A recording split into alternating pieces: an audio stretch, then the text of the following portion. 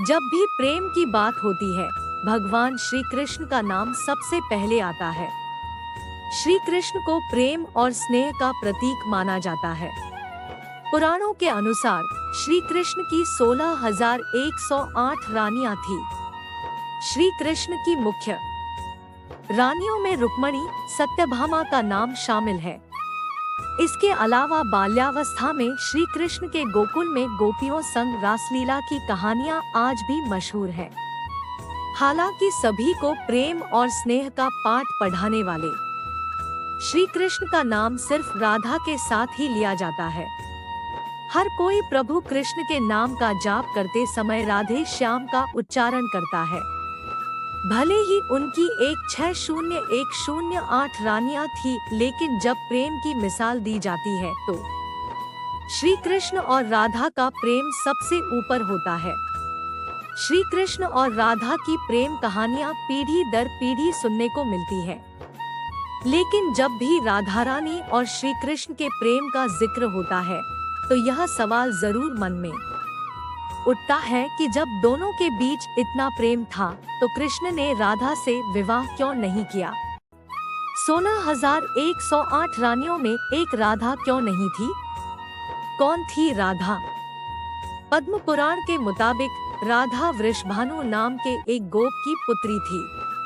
कुछ विद्वान मानते हैं कि राधा का जन्म यमुना नदी के पास स्थित रावल गांव में हुआ था। बाद में उनके पिता बरसाना में आकर बस गए थे। हालांकि कुछ लोगों का यह मानना है कि राधा का जन्म बरसाना में ही हुआ था। बरसाना में राधा जी को लाडली कहा जाता है। ब्रह्मवैवर्त पुराण के अनुसार राधा जी कृष्ण से 4 साल बड़ी थी और उनकी मित्र थी। राधा जी से जुड़ी कई अन्य मान्यताएं भी हैं। ब्रह्मवैवर्त पुराण के अनुसार राधा का विवाह रायण नाम के व्यक्ति से हुआ था, जो कि माता यशोदा के भाई थे। यानी रिश्ते में राधा कृष्ण की मामी लगती थी। हालांकि अन्य पुराणों में ऐसा जिक्र नहीं मिलता। राधा और कृष्ण की प्रेम कहानी मान्यता है कि जब श्री कृष्ण 8 साल थे तो उनकी मुलाकात राधा से हुई, जो 12 साल की थी। श्री कृष्ण राधा से प्रेम करने लगे।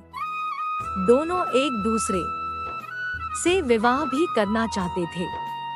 जब ये बात राधा के घर वालों को पता चली तो उन्होंने राधा को घर में कैद कर दिया।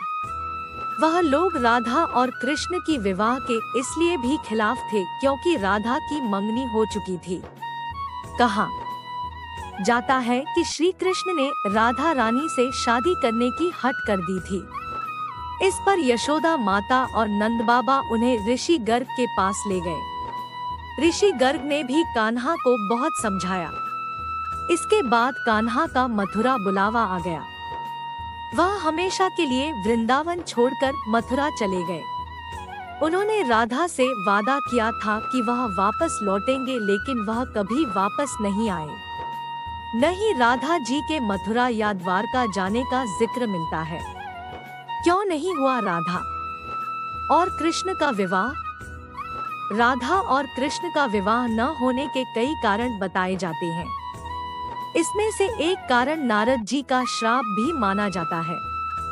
रामचरितमानस के बालकांड के अनुसार माता लक्ष्मी के स्वयंवर में नारद जी भी जाना चाहते थे। भगवान विष्णु ने नारद जी के साथ छल करते हुए उन्हें खुद का स्वरूप देने के बजाय वानर का स्वरूप दे दिया, जिसकी वजह से माता के स्वयंवर में नारद जी का काफी उपहास हुआ।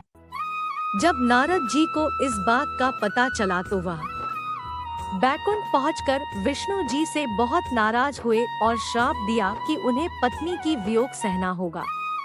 यही वजह है कि रामचंद्र अवतार में उन्हें सीता का वियोग सहना पड़ा और कृष्ण अवतार में देवी राधा से उनका विवाह न हो सका। क्या राधा ने शादी से किया था मना? एक मत यह भी है कि देवी राधा ने ही श्री कृष्ण से विवाह के लिए मना किया था। राधा यशोदा पुत्र कान्हा से प्रेम करती थी, लेकिन जब वह मथुरा गए तो राधा रानी खुद को महलों के जीवन के लिए उपयुक्त नहीं मानती थी। लोग चाहते थे कि श्री कृष्ण एक राजकुमारी से विवाह करें। इसलिए राधा ने श्री कृष्ण से विवाह न करने की ठान ली। ये भी कहा जाता है कि राधा को महसूस हो चुका था कि श्री कृष्ण भगवान का अवतार है। वह खुद को एक भक्त मानने लगी थी। राधा श्री कृष्ण की भक्ति में लीन हो चुकी थी। वह भगवान से विवाह नहीं कर सकती थी। श्री कृष्ण राधा के पास वापस क्यों नहीं लौटे? भगवान श्री कृष्ण की शरारतों, उनकी लीलाओं और छल सभी कुछ मनुष्य के लिए कोई न कोई सीख ही थी। राधा से विवाह करना भी मनुष्यों को प्रेम की असली परिभाषा से परिचित कराना था। कहा जाता है कि एक बार देवी राधा ने कान्हा से पूछा कि वह उनसे विवाह क्यों नहीं करना चाहते। इस पर श्री कृष्ण ने कहा कि कोई अपनी आत्मा से विवाह करता है क्या? श्री कृष्ण राधा को खुद से अलग नहीं बल्कि अपना ही अस्तित्व मानते थे। वह मनुष्यों को यह सीख देना चाहते थे कि प्रेम भौतिक संबंध से नहीं बल्कि आध्यात्मिक प्रकृति है। प्रेम और विवाह एक दूसरे से अलग नहीं है। जैसे राधा कृष्ण बिना विवाह भी सदियों से एक ही है। जहाँ कृष्ण का नाम है, वहाँ राधा का स्मरण स्वाभाविक है।